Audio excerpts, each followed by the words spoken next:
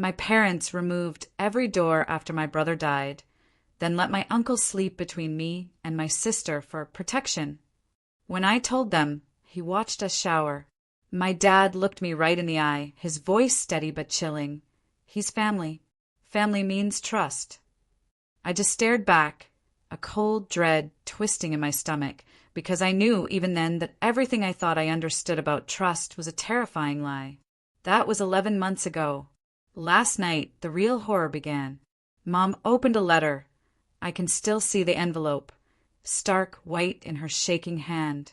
Her face instantly drained of all color, and then she just bolted, throwing up violently into the kitchen sink. What could possibly unravel a family like that, you ask? What happens when the people sworn to protect you become the very architects of your worst nightmare? You see, my parents didn't just destroy our privacy, they obliterated it. They ripped out every door, every wall, every single curtain in our house, forcing us to live in one giant, open space. Why? Because they truly believed physical barriers were the reason my older brother, Ryan, was dead. It sounds insane, I know, but my parents had always been obsessed with something they called radical transparency. When I was little, that just meant no secrets, lots of talks, endless family meetings. Annoying but harmless. But after Ryan took his own life in his locked bedroom when I was 10, they spiraled. Their grief became this suffocating paranoia about privacy. They blamed his door. They truly believed that if they'd just been able to see him, they could have saved him. Within a week of his funeral, contractors swarmed our house. They gutted the place, tore it down to bare support beams, turning our home into one massive, echoing room where literally nothing could be hidden. "We won't lose another child to secrets," I heard my mom whisper, her voice brittle.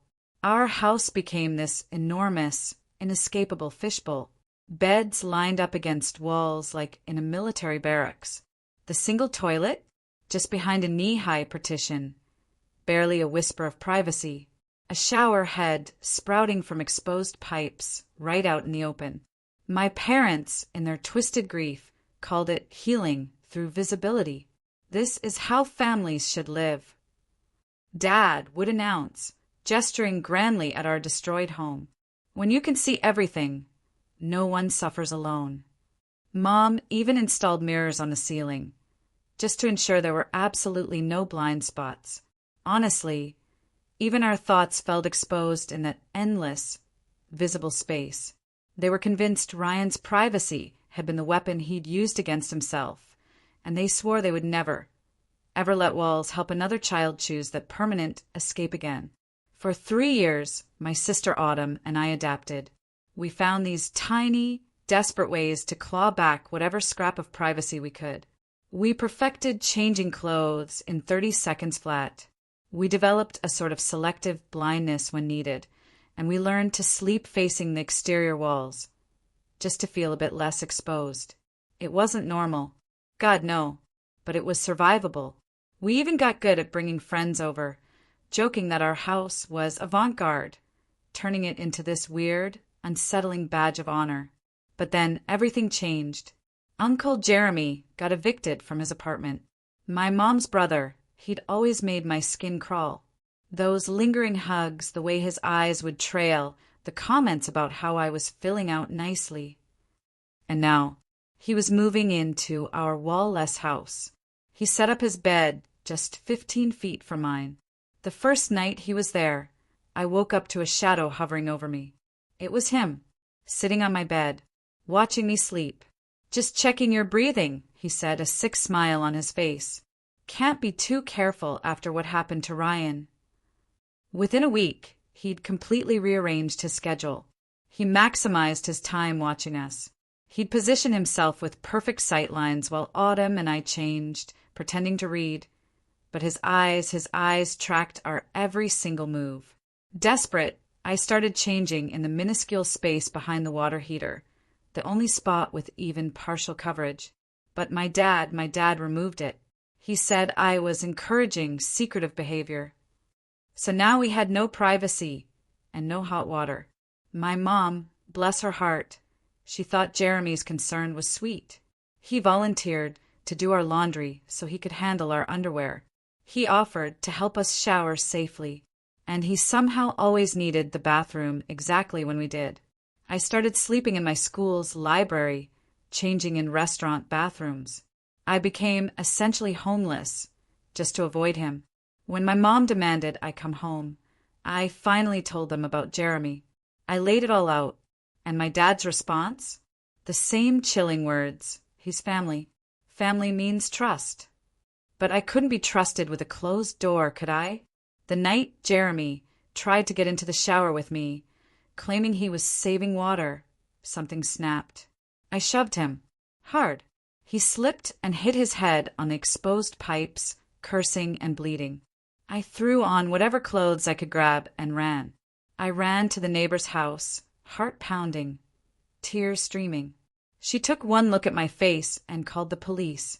The social worker, who came to investigate, she actually dry heaved when she saw our living situation. Jeremy was still there, an ice pack on his head, perfectly positioned to watch Autumn doing her homework, in her underwear because she'd spilled juice on her clothes. This is how we live, Mom explained proudly, a delusional smile on her face. No walls, no secrets, no more dead children. The social worker watched Uncle Jeremy openly stare at Autumn, a look of pure disgust on her face, and asked how long this had been going on. By evening, Autumn and I were in emergency foster placement. Mom screamed that we were choosing walls over our brother's memory. Dad said Ryan would be rolling in his grave if he knew we prioritized walls over his memory. Jeremy just smiled and waved, already eyeing the neighbor's teenage daughter who was watching all the commotion. As we left, I heard him asking my parents if they'd considered expanding their philosophy to the whole neighborhood. It was sickening. Once we were gone, my parents doubled down on everything. They painted Ryan's name on the wall closest to where his room used to be. They started inviting grieving parents to tour our house, showing off their transparency as the ultimate prevention. At the custody hearing, they actually brought these parents as witnesses. Their lawyer argued that foster homes were endangering children prone to taking their own lives. Then Jeremy stood up. "I've been studying the girls' behavior," he said, his eyes fixed on me, making my skin crawl. The older one shows the same warning signs as Ryan. Isolation, secrecy, violence. I believe she's planning something. He paused, letting his words hang heavy in the air. That's why I'm volunteering to move in permanently as a preventative guardian. 24-hour watches. I'll sleep in her bed if necessary. The judge's face, already softened by my parents' grief, visibly melted. Mr. Jeremy's dedication is admirable. Mom, ever so quick, added, "We've actually prepared a new sleeping arrangement. One large bed, like families used to share. All of us together. The girls between Jeremy and their father for maximum protection." The judge nodded. Approved. Effective immediately. Anything to keep this young woman from making a terrible mistake. Jeremy leaned over to Autumn then, whispering something I couldn't hear, but her face went stark white. Both of us knew. We weren't going back to how things were. We were going somewhere much, much worse. But then the social worker from our original case, a woman named Miss Lopez, stood up immediately. "Your Honor, I must object," she pleaded, her voice cracking with urgency. The living conditions I witnessed were not protective, but predatory. Mr. Jeremy was observed engaging in voyeuristic behavior toward both minor children. The judge waved her off, annoyed. "That's a serious accusation. Mr. Jeremy has volunteered his time and shown nothing but concern for these children's safety." I watched Mom beam at Jeremy, Dad nodding approvingly. They genuinely believed they were saving us. 3 years of living in their transparent prison had warped their ability to see danger, even when it stared directly at their own daughters. Miss Lopez tried again. The children were thriving in foster care. Their grades improved. They were sleeping through the night behind locked doors, where anything could happen. Mom interrupted, a panicked edge to her voice, where they could hurt themselves like Ryan did. The judge's expression softened even further. The parents make a valid point. Privacy can indeed be dangerous for at-risk youth. I felt Autumn's hand find mine under the table. Her fingers were ice-cold and trembling. Jeremy noticed our connection, and his smile widened, a truly sickening sight. "I've actually prepared a presentation," Jeremy announced, pulling out his phone. "I've been documenting concerning behaviors that prove these girls need constant supervision."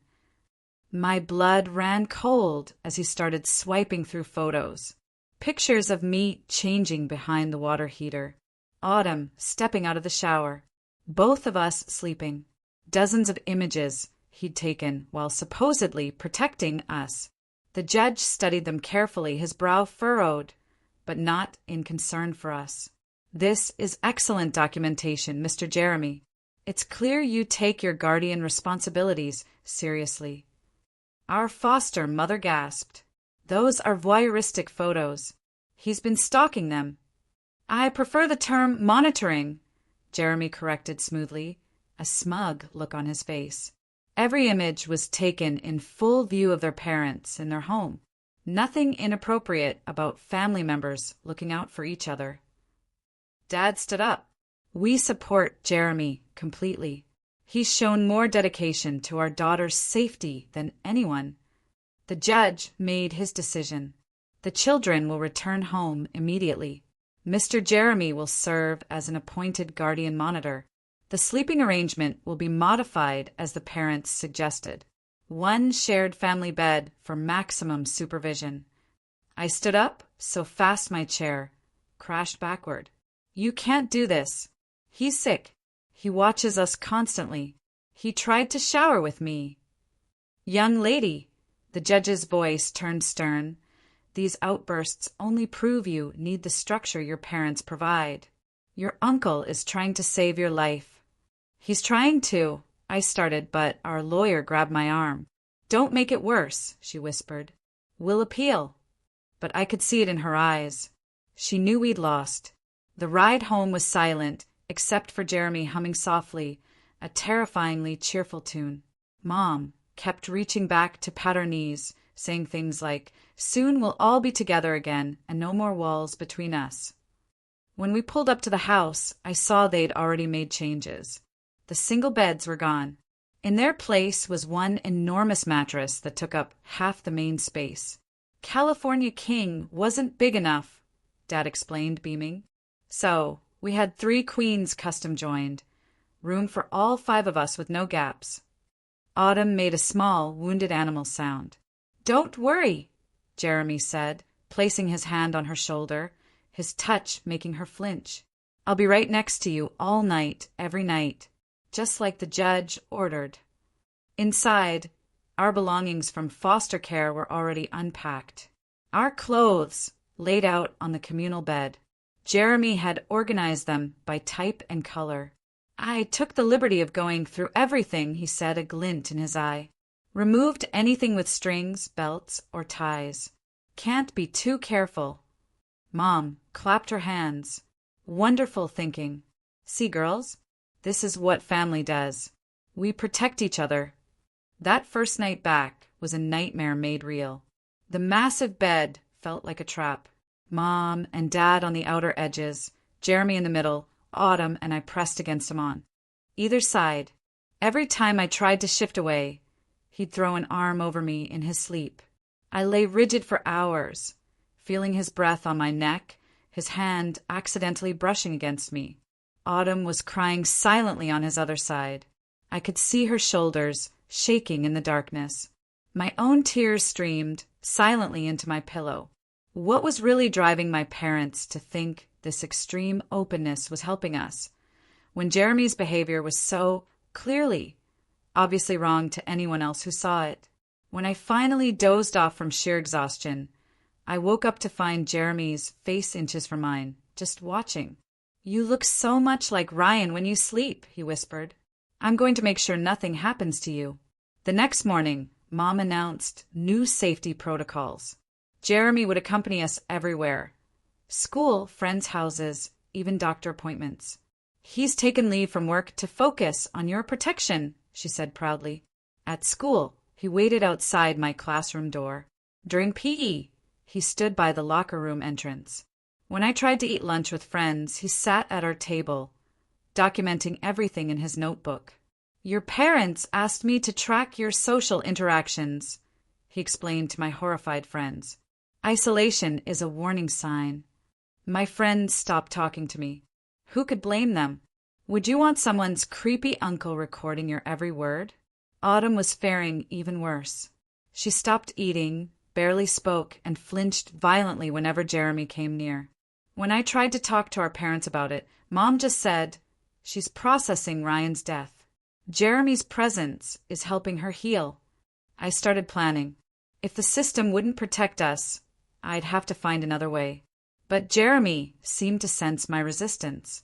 He began sleeping with one hand firmly on my wrist, claiming he was monitoring my pulse for signs of distress. The school counselor pulled me aside after 2 weeks. Your teachers are concerned, she said softly. Your grades are dropping. You seem exhausted. And frankly, your uncle's presence is disturbing other students. I wanted to tell her everything. I wanted to scream. But Jeremy was right outside her door, ear pressed against the glass. Everything's fine, I lied, my voice hollow, just adjusting to being home again. She didn't believe me. But what could she do? The court had spoken. That night, Jeremy announced he'd installed cameras. For when I can't be physically present, he explained, pointing to the tiny lenses now dotting our ceiling. They feed directly to my phone. Dad helped him test the angles. Perfect coverage, he said approvingly. No blind spots. I caught Autumn scratching at her arms until they bled. When I tried to stop her, she whispered, "It's the only thing he doesn't watch.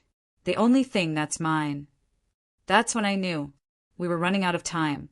Jeremy was escalating. Our parents were enabling. And the system had failed us completely. If we stayed much longer, something truly terrible would happen. But Jeremy must have sensed my desperation. That night, he held my wrist tighter. "I know what you're thinking," he murmured, "but there's nowhere to run. I'll always find you. I'll always bring you home. That's what family does." I stared at the ceiling, at Ryan's name painted on the wall, and wondered if he'd felt this trapped. If this was why he'd chosen his locked door, his permanent escape. But I wouldn't let that happen to Autumn. Or to me. I just had to figure out how. The very next morning, I discovered Jeremy had removed the lock from the school bathroom stall I usually changed in. The janitor found me crying behind the dumpster, still in yesterday's clothes, shivering. He radioed the principal, who called Jeremy to pick me up. Jeremy arrived within minutes, explaining to everyone how concerned he was about my destructive patterns. Back at the house, Mom had rearranged our belongings again. All our clothes now hung from a single rack in the center of the room, completely exposed from every angle. She demonstrated how we should change, holding up a towel while standing in full view. Jeremy positioned himself on the communal bed with a perfect sight line, notebook in hand. I refused to change. Mom's face darkened as she reminded me about Ryan, about walls, about trust. Dad joined in, explaining how my resistance proved I needed more supervision, not less. Jeremy suggested they might need to help me change clothes if I continued being difficult. The threat hung in the air like poison. That afternoon, I watched Autumn mechanically remove her school uniform. Her movements were robotic, her eyes vacant. Jeremy documented the time it took, the way she folded each item, her concerning lack of emotional expression. When she reached for her pajamas, her hand shook so badly she dropped them. Jeremy noted that, too. The school called about my absence from afternoon classes. Mom explained I was adjusting to enhanced safety protocols. They accepted it. Who questions grieving parents trying to protect their surviving children? During dinner, prepared and eaten in full view of everyone, Jeremy announced new bathroom procedures. He would stand inside the knee-high partition while we used the toilet, facing away, but listening for signs of distress. Mom praised his dedication. Dad offered to take shifts so Jeremy wouldn't exhaust himself. I stopped eating. My stomach churned at the thought of needing the bathroom under those conditions. Autumn had already developed a pattern of only going at school. But Jeremy had started accompanying her there too, waiting right outside the stall. That night, I pretended to sleep while Jeremy settled between us. His breathing was heavy, excited. I felt his weight shift as he turned toward Autumn. She whimpered softly. I reached across him to grab her hand, a desperate plea for connection, and he caught my wrist instead. His grip was firm as he placed my hand back at my side, patting it like I was a disobedient pet. The next few days blurred together in a nightmare of constant surveillance. Jeremy timed our showers, standing just outside the spray radius with a stopwatch. He implemented safety checks every 2 hours through the night, shining a flashlight directly in our faces to confirm we were breathing. He started a detailed log of our bathroom habits, eating patterns, and even sleep positions. Our foster mother called repeatedly. Mom blocked her number.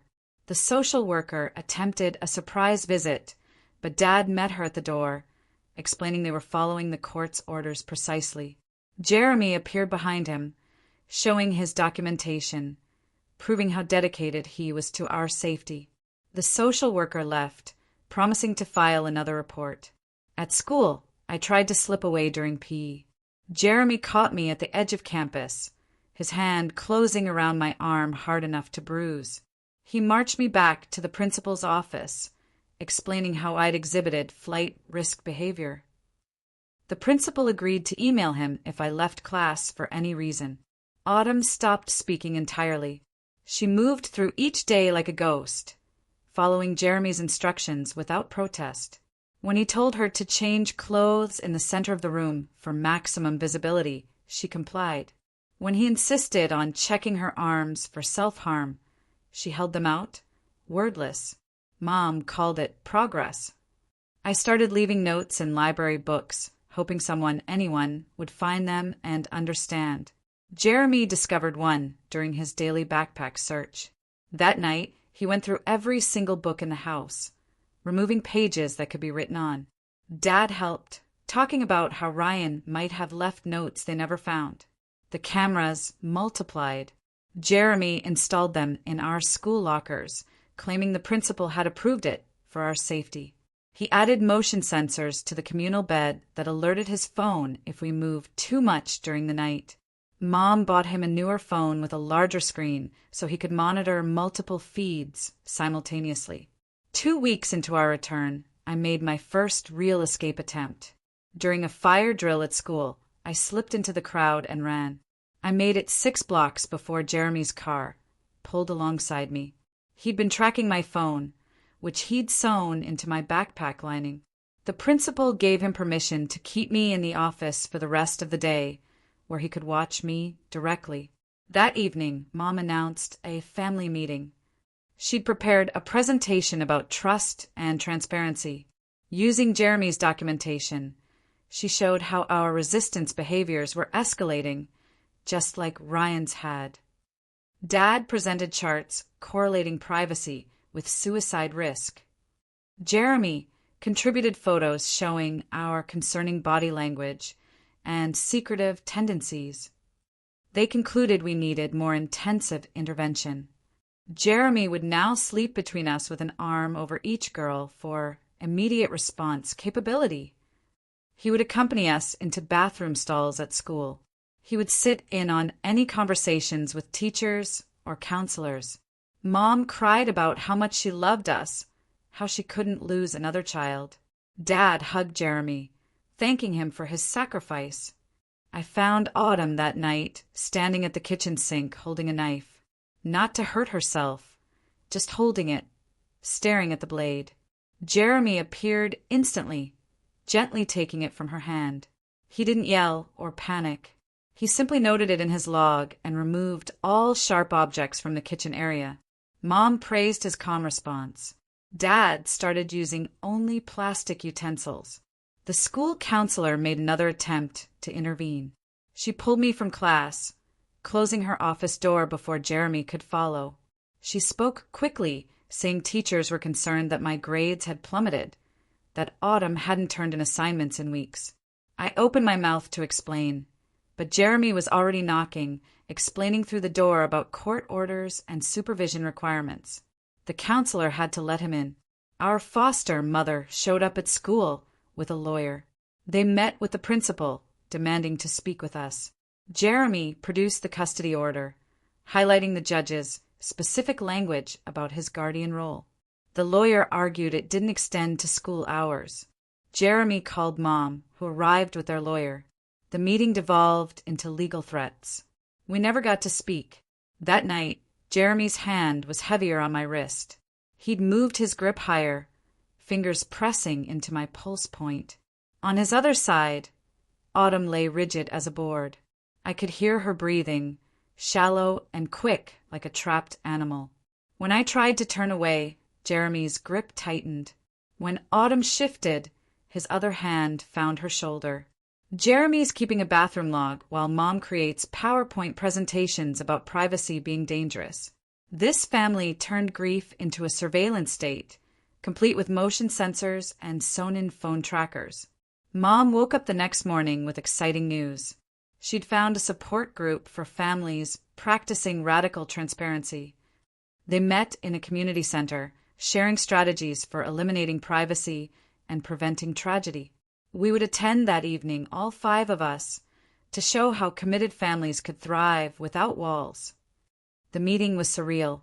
A dozen families crowded into a small room, parents describing their various approaches to constant supervision. One family had removed their roof, installing clear panels so satellites could monitor them. Another had their children wear body cameras at all times. Jeremy took notes, occasionally sharing our family's methods. The other parents nodded approvingly. During a break, I cornered a woman whose teenage son sat silent in the corner. I whispered urgently about Jeremy, about the touching, the watching, the photos. She smiled sadly and patted my hand, explaining that resistance was normal, but family transparency saved lives. Her son, she said, had tried to run away twice before accepting their lifestyle. Now he's thriving.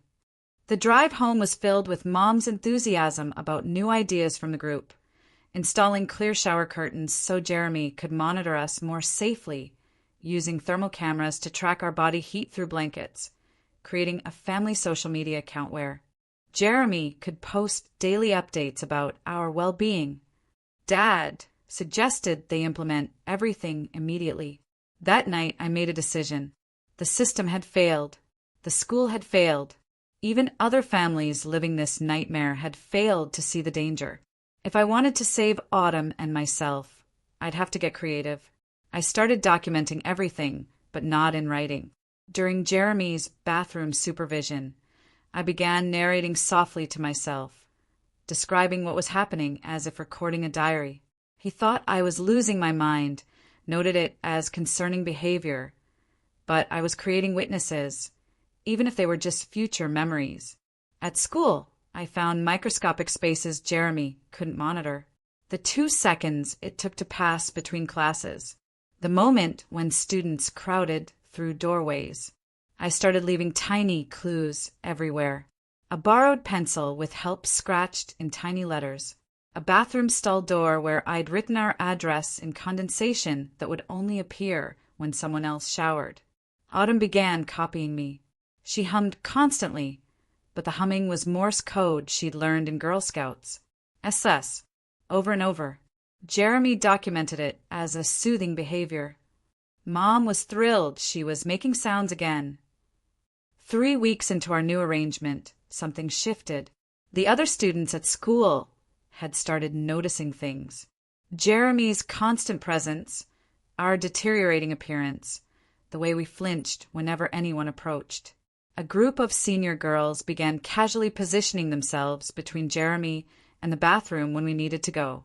Teachers started accidentally keeping Jeremy in the hallway for conversations while we were in class. The librarian, Mrs. Burns, was the boldest. She created a new reading program that required absolute silence and privacy for participating students. When Jeremy protested, she produced school board documentation about educational requirements. For 1 hour each day, Autumn and I sat in a small study room while Jeremy waited outside, visible through glass, but unable to hear us. It was during these sessions that I met Cassandra.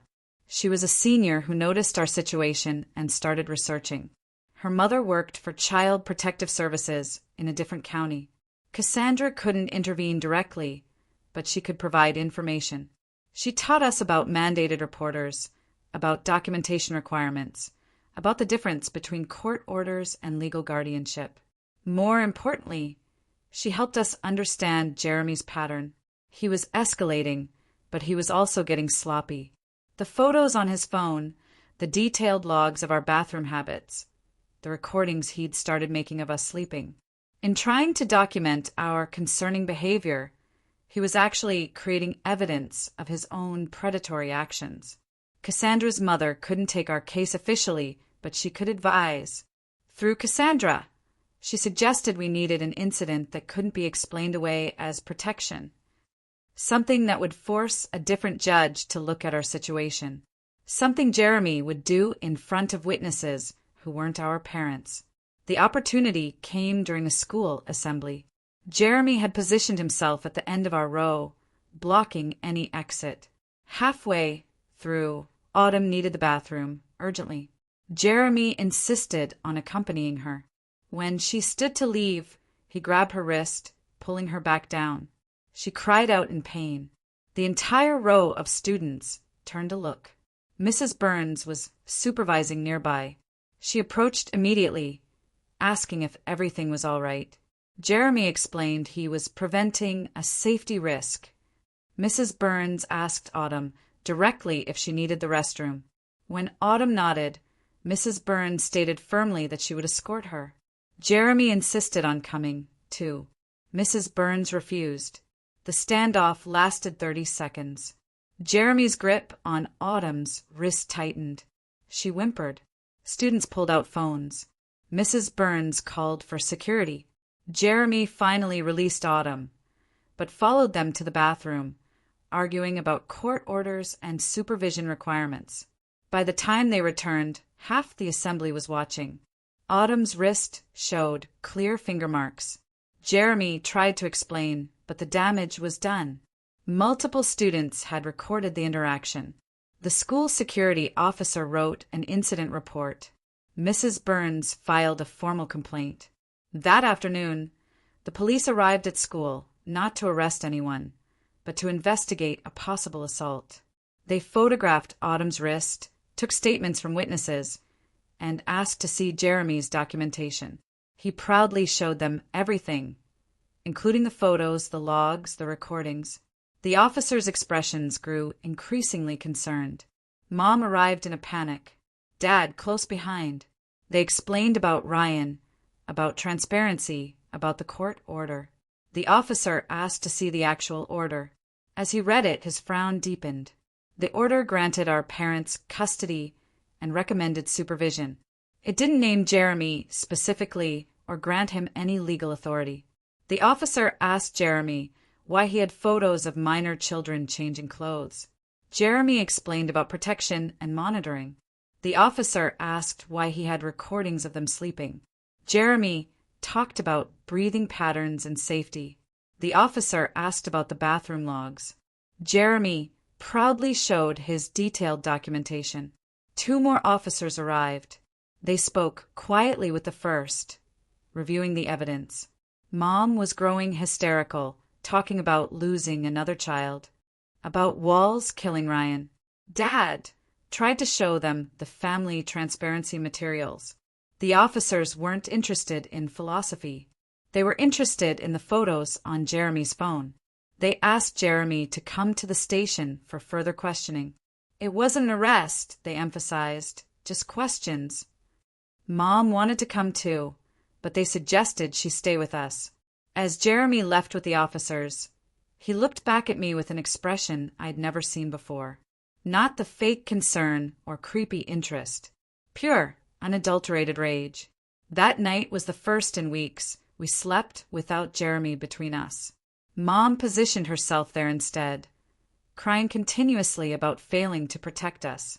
Dad sat in a chair nearby, watching us himself, but it was different. Sad and misguided instead of predatory. The next morning, a different social worker arrived. Miss Lopez. She had the police report, the school's documentation, and a new emergency order. Jeremy was not to have any contact with us, pending investigation. Mom sobbed about transparency saving lives. Miss Lopez asked if she could speak to Autumn and me privately. For the first time in months, we sat in a room with a door that closed. Miss Lopez listened as everything poured out. Not just Jeremy's escalating behavior, but the years of forced transparency, the removal of walls, the bathroom supervision, the communal bed. She took notes without judgment, occasionally asking clarifying questions. When we finished, she explained our options. The original custody order stood, but Jeremy's involvement had changed things. The photos on his phone, combined with witness statements, had triggered a criminal investigation. We could return home without Jeremy or request emergency placement while the court reviewed the situation. I looked at Autumn. Her wrist was purple with bruises, but her eyes had something I hadn't seen in weeks: hope. We both knew our parents wouldn't change overnight. The house still had no walls. The beliefs about transparency remained. But without Jeremy, we might have a chance. We chose to go home. With conditions. Miss Lopez would visit weekly. We would have mandatory counseling, privately. Any further incidents would result in immediate removal. Mom agreed to everything, desperate to keep us. Dad promised things would be different. The ride home was quiet. No humming from Jeremy. No promises about protection. Just Mom's occasional sniffles and Dad's heavy sighs. When we pulled up to the house, it looked exactly the same. One giant room, exposing everything. But Jeremy's bed was gone. That night, Mom and Dad slept on opposite ends of the communal bed with Autumn and me in the middle. No hands on wrists, no breath on necks, no weight of surveillance. Just 4 broken people in a broken house, trying to figure out how to move forward. The investigation into Jeremy had revealed more than anyone expected. The prosecutor called Mom the next day. They'd found thousands of images, not just of us, but of other children Jeremy had protected over the years. His documentation obsession had created a perfect evidence trail. He wouldn't be coming back. The support group meeting with parents comparing surveillance methods like they were trading recipes, while their kids sat silent and defeated, that woman patting my hand, calling her son thriving when he tried to run away twice. It all made sense now. But our fight wasn't over. The house still had no walls. Mom and Dad still believed transparency could have saved Ryan. And somewhere in their grief, their twisted logic, they still thought they were protecting us. The real battle would be helping them understand that walls didn't kill Ryan. Depression did. Isolation did. But not physical walls. Miss Lopez became our lifeline. She brought in specialists who understood grief and trauma. She advocated for gradual changes. A curtain here, a partition there. Small steps toward normal that wouldn't trigger our parents' panic. The school rallied around us, too. Mrs. Burns organized a subtle support network. Teachers who kept us after class for extra help, really just a chance to exist without observation. Students who created human shields during changing for PE. The senior girls who adopted us, teaching us to be visible survivors instead of transparent victims. Cassandra became a constant presence. She couldn't undo years of forced exposure, but she could show us what normal looked like. Her house had doors that closed, bathrooms with locks, bedrooms where you could be alone with your thoughts. She didn't make a big deal about it. Just let us exist in spaces with boundaries. Autumn slowly began speaking again. First to me, then to Miss Lopez, eventually even to Mom and Dad. She talked about Ryan, about missing him, about how the walls hadn't been the enemy. She was braver than me, confronting our parents with truths they didn't want to hear. The breakthrough came during a family therapy session. The therapist had us build a small model house out of cardboard. As we constructed walls and doors, she asked us to talk about what each barrier meant. Mom cried as she realized walls could mean safety, not secrets. Dad admitted he'd been so afraid of losing us that he'd forgotten to let us live. Change came slowly. First, a shower curtain that could be pulled for privacy, but left open when not in use. Then, a folding screen near the toilet. Small victories that felt monumental. Mom still checked on us constantly, but she knocked first, even if there was no door to knock on. The investigation into Jeremy expanded. Other families came forward with similar stories. Parents who trusted him to protect their children. His documentation obsession had created evidence of a pattern spanning years. The prosecutor built a strong case, but that was a battle for courts and lawyers. Our battle was smaller, but no less important. Learning to exist in spaces again, remembering what privacy felt like. Teaching our parents that love didn't require constant visibility. Some days were harder than others. Mom would panic about closed curtains. Dad would insist on family meetings about transparency. But we were making progress. 3 months after Jeremy's arrest, I woke to find Autumn reading in her own corner of the room. A sheet hung around her makeshift space for privacy. Mom was cooking breakfast, humming normally, not frantically checking sightlines.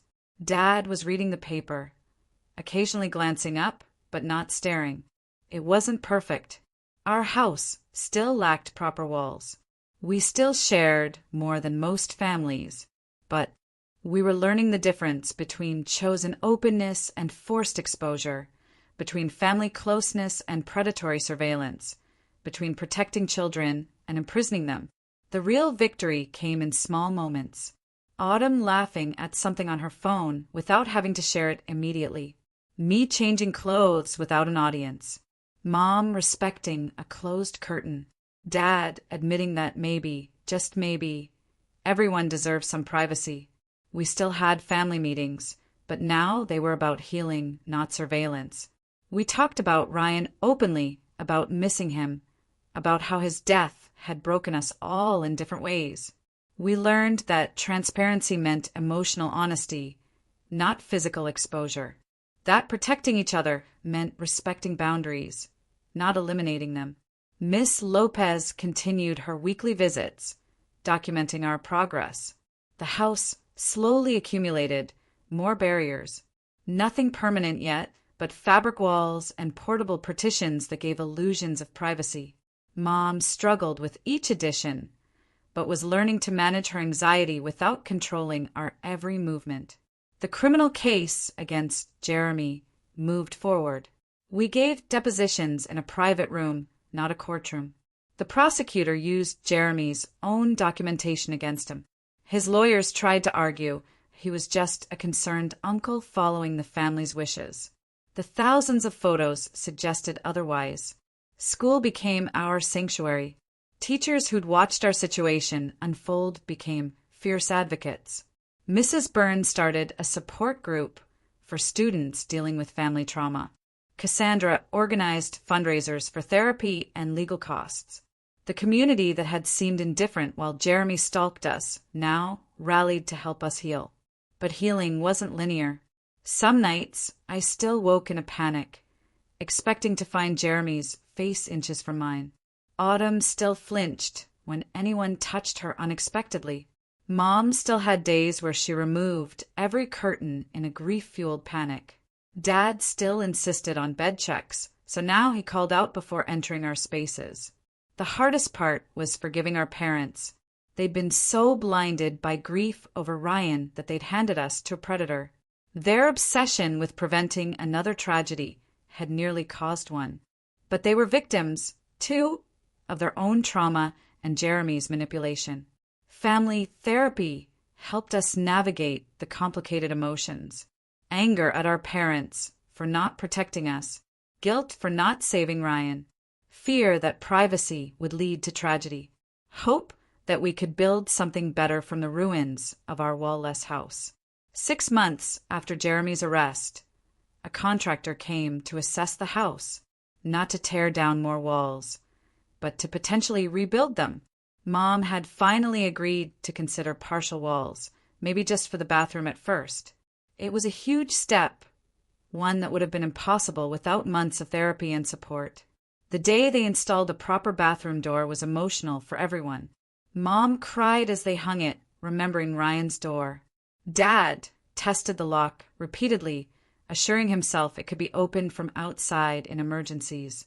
Autumn and I simply stared at it in wonder. A door, a barrier, a choice. That night, for the first time in years, I used the bathroom in complete privacy. No audience, no documentation, no eyes tracking my every move. Just me alone with my thoughts, existing in a space that was temporarily mine. It was the smallest room in the world, but it felt like freedom. The progress continued in fits and starts. A bedroom partition here, a changing area there. Each addition carefully negotiated in therapy, balancing our need for privacy with our parents' trauma. It wasn't the house we'd had before Ryan died, but it was becoming something livable. Jeremy's trial date was set. We wouldn't have to testify in person. Our depositions were enough, but knowing it was coming brought fresh anxiety. Mom worried about publicity. Dad feared revenge from Jeremy's supporters. We just wanted it over. Through it all, Miss Lopez remained our advocate. She pushed for normalcy when our parents backslid. She celebrated small victories, like curtains that stayed up for a whole week.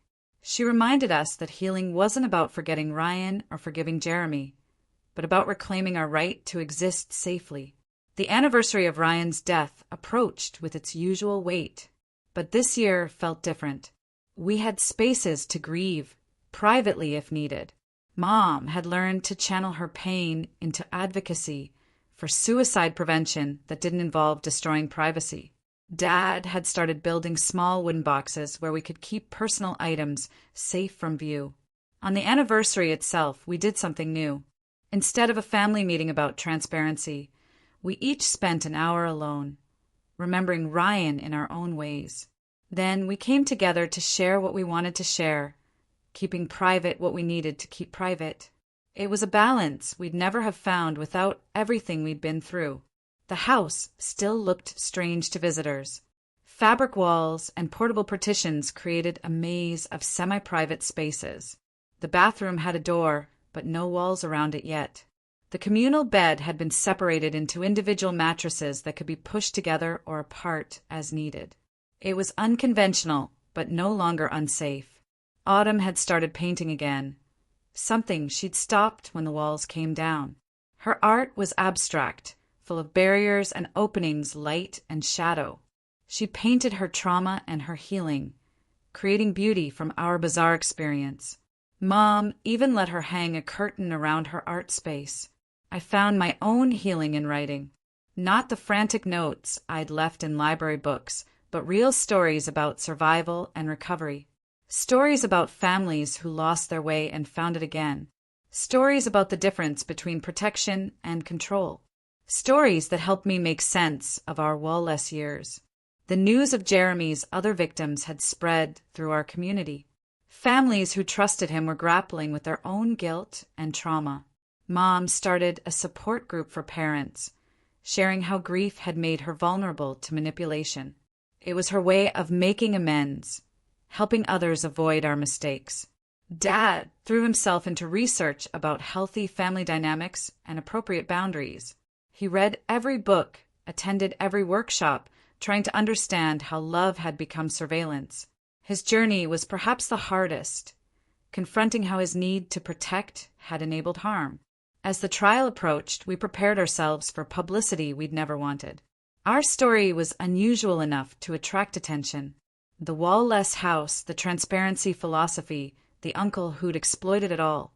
Reporters started calling, wanting to understand how it had happened. We made a family decision to control our own narrative. Privacy returns one small win at a time. First, a shower curtain, then miracle of miracles, an actual bathroom door that Mom only cried over twice before letting them install it. With Miss Lopez's help, we released a statement about grief, vulnerability, and the importance of boundaries. We didn't share everything, maintaining the privacy we fought so hard to reclaim, but we shared enough to help other families recognize dangerous dynamics. The response was overwhelming. Messages from people who'd experienced similar boundary violations, parents who'd gone too far in protecting their children, survivors who'd been told family meant no privacy. Our strange story resonated with more people than we'd imagined, but we also faced criticism. People who said we should have fought harder, run farther, spoken louder. People who blamed our parents entirely or defended them completely. People who couldn't understand how a house without walls had seemed normal to us for so long.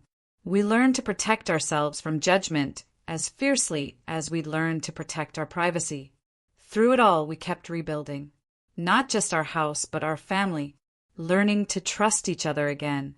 Finding the balance between openness and boundaries. Creating new traditions that honored Ryan without sacrificing ourselves. The day Jeremy was convicted was anticlimactic. We weren't in court. We were at home in our strange maze of a house, playing board games behind a semi-transparent curtain. The prosecutor called with a verdict. Guilty on all counts.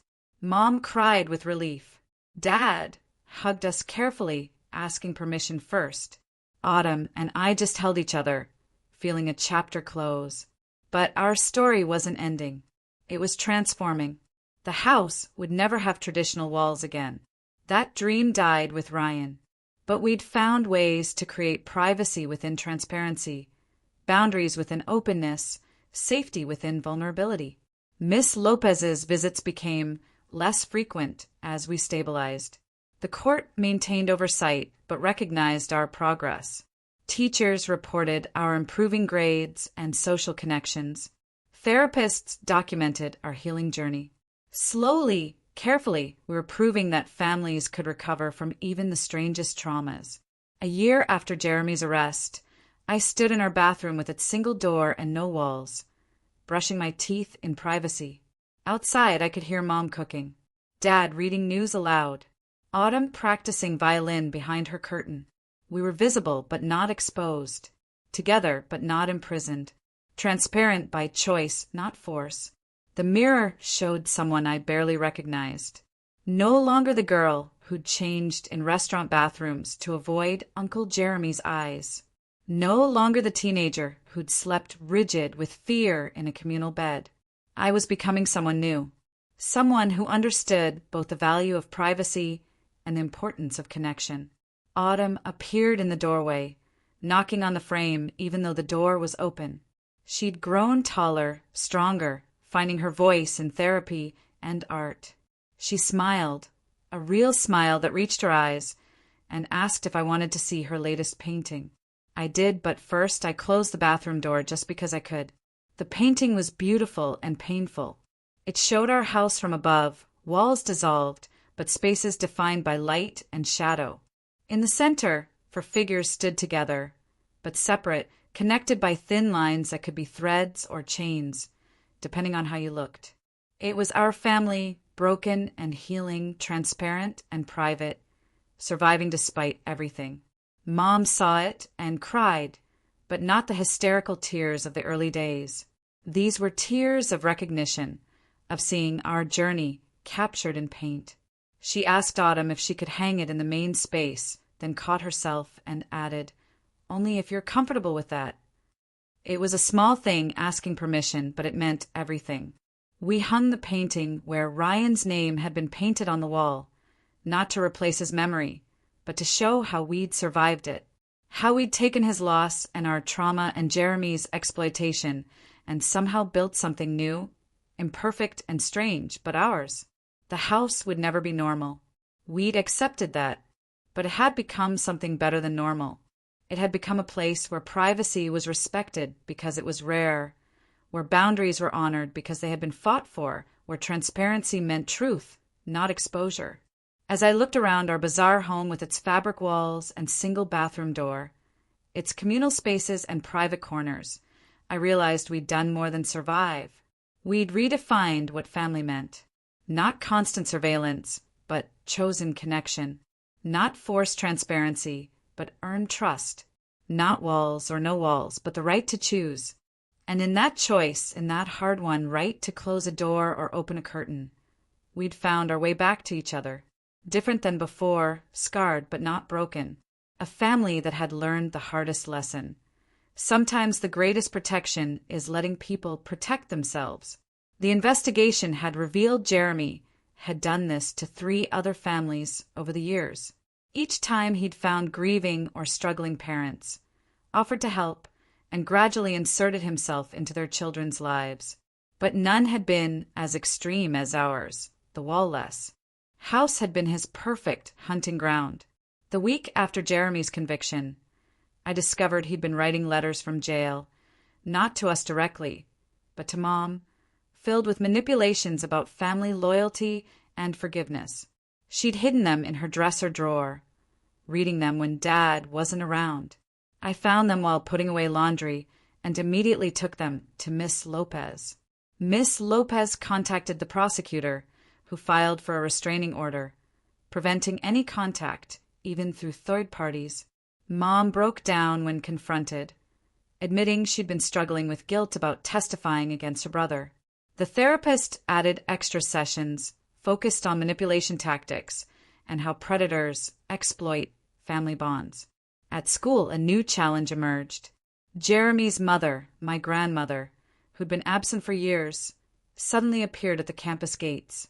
She cornered Autumn during lunch, pressing a letter into her hands before security intervened. The letter blamed us for destroying the family, claiming we'd misunderstood Jeremy's protection as something sinister. The school implemented new security protocols. Only pre-approved visitors could access campus. Our photos were added to the office system with alerts about potential family members who might attempt contact. Mrs. Burns personally escorted us between classes for the first few days until we felt safe again. Autumn's reaction surprised everyone. Instead of retreating into silence, she marched into the principal's office and demanded to file a formal complaint. She wrote a detailed statement about feeling threatened and harassed. The principal contacted law enforcement, who added grandmother to the restraining order. That weekend, we discovered someone had been photographing our house. Neighbors reported a woman matching grandmother's description, parked outside for hours, taking pictures of our strange, wall-less structure. Dad installed security cameras. Ironic, given our history with surveillance. But these faced outward, protecting rather than invading. The photos appeared on social media with captions about child abuse and false accusations. Grandmother had created a page defending Jeremy, painting her family as mentally unstable people who lived without walls and had destroyed an innocent man. Comments poured in from strangers, judging our lifestyle and questioning our credibility. Cassandra discovered the page first and immediately started documenting everything. She helped us report it to the platforms while her mother advised on legal options. The prosecutor added harassment charges to the existing case. Within days, the page was removed, but screenshots had already spread through certain corners of the internet. At school, most students rallied around us, but some had seen the posts. Whispers followed us through hallways about the weird family with no walls who'd sent their uncle to prison. A few parents questioned whether we should be allowed around their children. The principal held an emergency meeting addressing cyberbullying and supporting survivors. Mom wanted to respond publicly to defend our choices and explain our journey. Dad worried about drawing more attention. I suggested a different approach. We would continue living our lives, making progress, showing through actions rather than words that we were healing. The best response to lies was truth, lived quietly. The harassment escalated when grandmother recruited Jeremy's ex-girlfriend to the cause. She showed up at Mom's workplace, causing a scene about false accusations and ruined lives. Security removed her, but Mom came home shaken. Her employer supported her, but the stress was affecting her recovery. We held a family meeting behind our makeshift fabric walls. Everyone shared their fears and frustrations. Mom admitted she felt responsible for bringing Jeremy into our lives. Dad revealed he'd been having nightmares about failing to protect us again. Autumn surprised us by suggesting we turn our experience into something positive. Her idea was simple but powerful. Instead of hiding from the attention, we would volunteer with organizations supporting abuse survivors. Not publicly, not seeking recognition, but quietly helping others navigate systems that had initially failed us. It would be our way of reclaiming the narrative through action rather than words. Miss Lopez connected us with a local shelter that needed volunteers.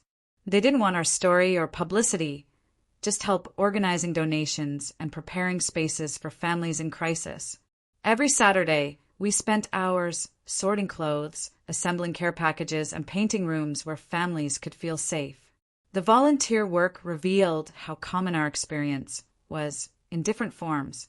Families torn apart by manipulation.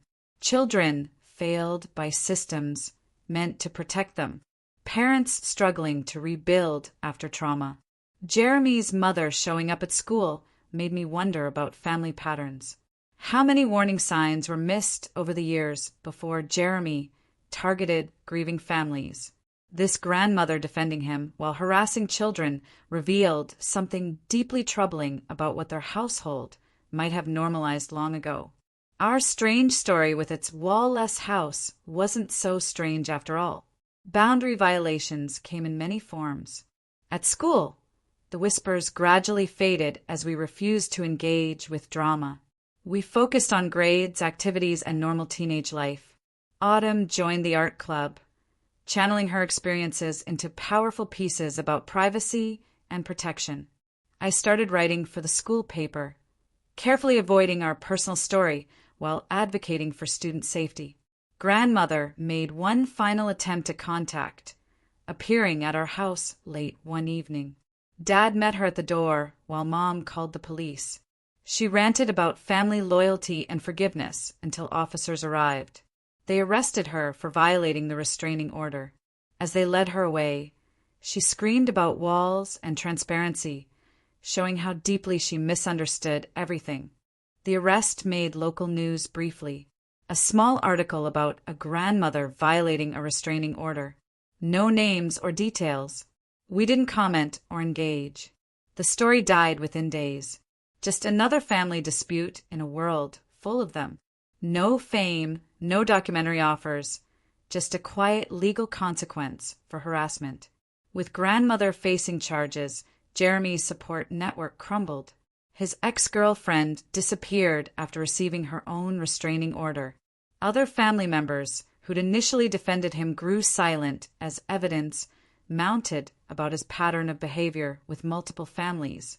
The truth had a way of revealing itself without our involvement. At home, construction continued slowly. We'd added a partial wall around the shower, just chest high, but enough for basic privacy. The bathroom door now had a lock that worked. Small victories that felt monumental. Mom still struggled with each addition, but was learning to sit with her discomfort rather than act on it. The anniversary of our return from foster care approached. Miss Lopez suggested we mark it somehow, acknowledging how far we'd come. We decided on a small ceremony in our backyard, planting a tree that would grow as we healed. No publicity, no social media posts, just our family and a few close supporters marking survival. Mrs. Burns came, bringing a card signed by teachers who'd watched our journey. Cassandra attended with her mother, who'd advised from afar but never met us officially.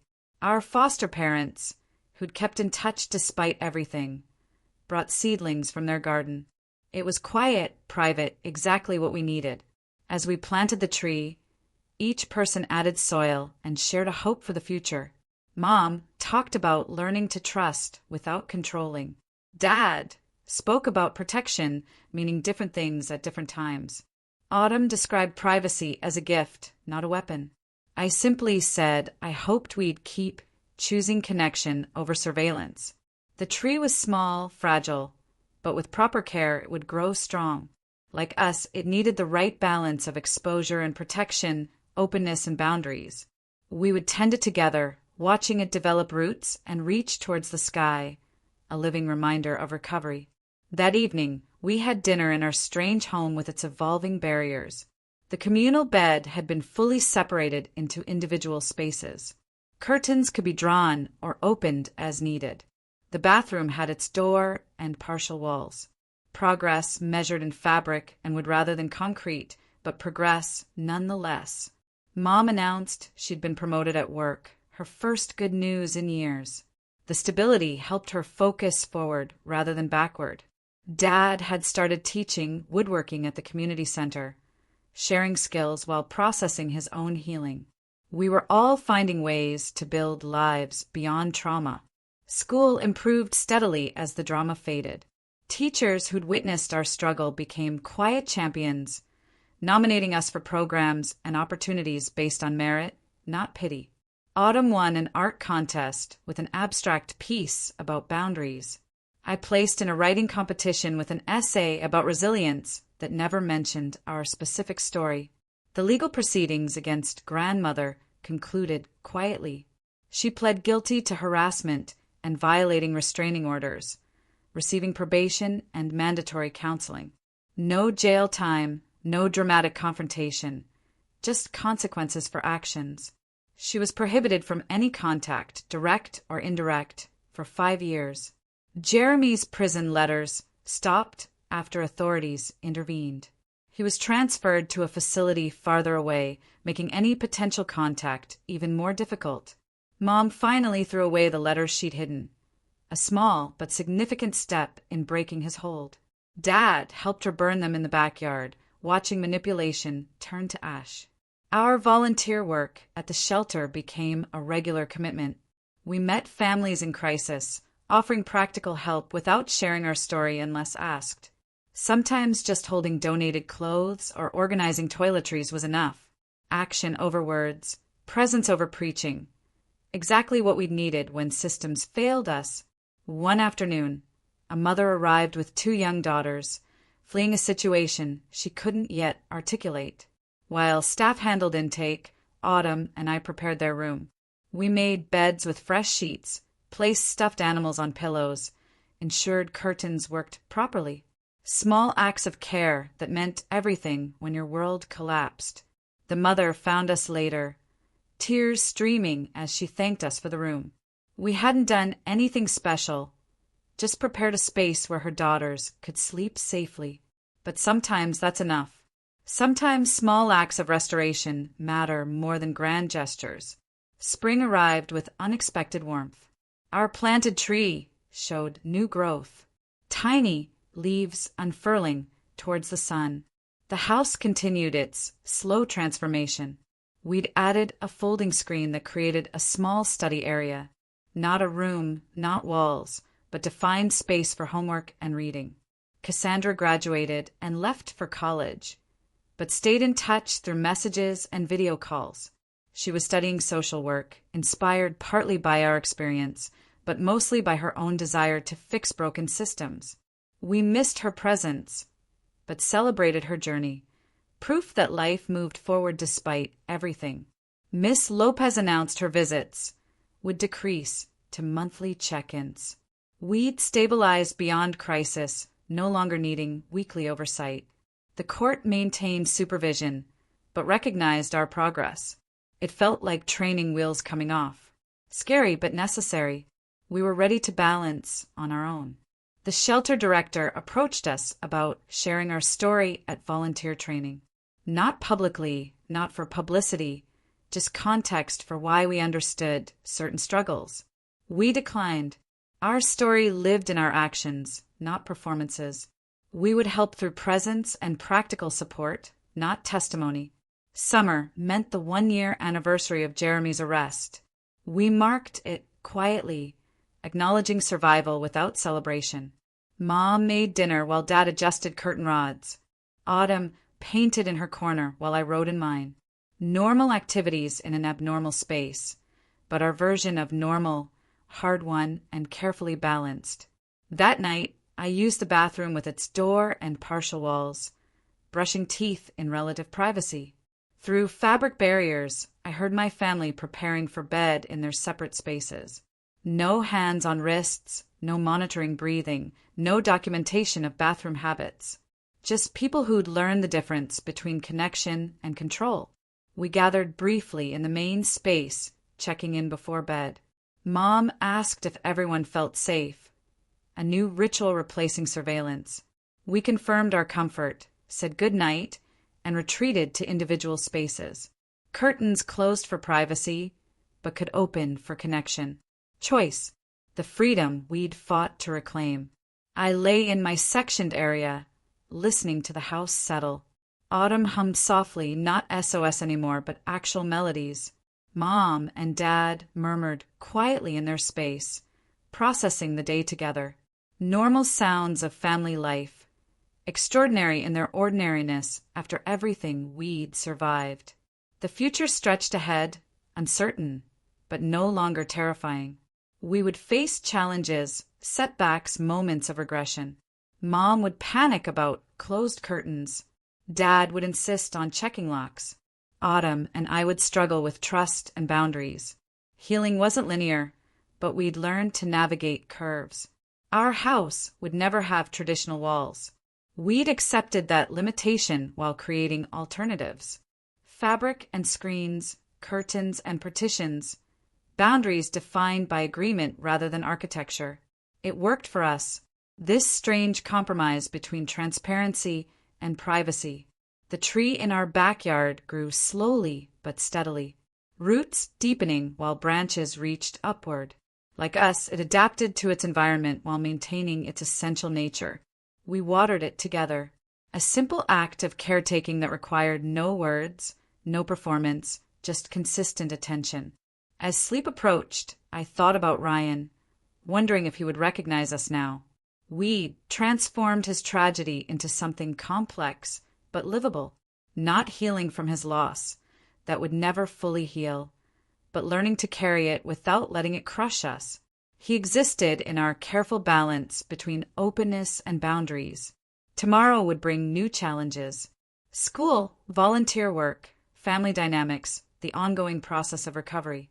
But tonight, we rested in spaces we'd carved from trauma. Imperfect, unconventional, but ours. A family that had learned through hardship that love meant respecting limits, not eliminating them. The house stood quiet, its strange configuration a testament to survival. Fabric walls breathed with air currents. The bathroom door remained closed but unlocked. Curtains provided privacy while maintaining connection. We built something unique from ruins. Not beautiful, but functional. Not normal, but safe. This was victory. Not grand gestures or public vindication, but daily choices to respect boundaries.